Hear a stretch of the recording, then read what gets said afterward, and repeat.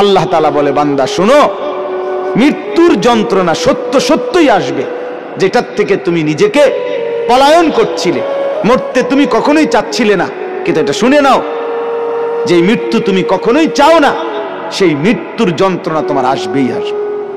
সাকরাতুল মউত, হাত্তাকে এমনকি আল্লাহর নবী সাল্লাল্লাহু আলাইহি সাল্লাম পর্যন্ত ইন্তেকালের পূর্বে নবীজি হাদিসে স্পষ্ট আছে, আম্মা জান আয়েশা বলছেন, নবীজি সাল্লাল্লাহু আলাইহি সাল্লাম একটা বাটির মধ্যে পানি দিছে, আর নিজের পবিত্র ডান হাত মোবারক দিয়ে হাত দিয়া এই বাটির পানির মধ্যে চুবাইতেছিলেন, আর কপালের ঘাম মুছতেছিলেন নবীজি, আর বলতেছিলেন, লা ইলাহা ইল্লাল্লাহ ইন্না লিল মাউতি সাকারাত, আল্লাহ আপনি ছাড়া আর কোনো ইলাহ নাই, আহা মৃত্যুর তো বড়ই যন্ত্রণা। নবীজি বলতেছিলেন, খুদ রাসূল বলতেছে, যার কষ্ট হওয়ার কোনো কারণ নাই, শুধু আল্লাহ তাআলা দেখাচ্ছিলেন, বন্ধু আপনার উম্মতের হালাত কেমন হয়। নবীজি বলতেছিলেন, হায় মৃত্যুর তো বড় যন্ত্রণা।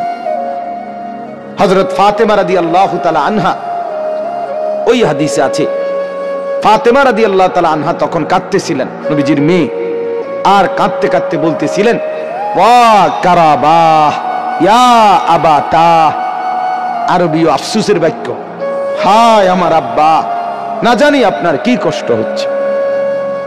আল্লাহর নবীর সাথে সাথে বলছে, লা ইয়া ফাতেমা, না না ফাতেমা, কষ্ট হচ্ছে না, লাইসা আলা আবিকাল কারব বাদা হাদাল ইয়াউমি আবাদা।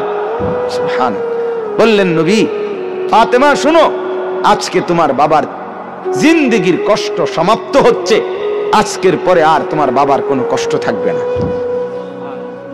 23 বছর আমি দিবানিশি মেহনত করছি, কষ্ট করছি, কাঁদছি, চোখের পানি ফেলছি, পাথরের আঘাত সয়েছি, পেটে পাথর বেঁধেছি ক্ষুধার কষ্টে, দান দান শহীদ করেছি, সারা দেহ রক্তাক্ত হয়েছে, আমার অনেক কষ্ট হয়েছে, ঠিক মতো ঘুমাই নাই, ঠিক মতো খানা খাই নাই, ঠিক মতো রাত্রিতে বিশ্রাম করি নাই, বিবিরে সময় দেই নাই, পরিবারকে সময় দেই নাই।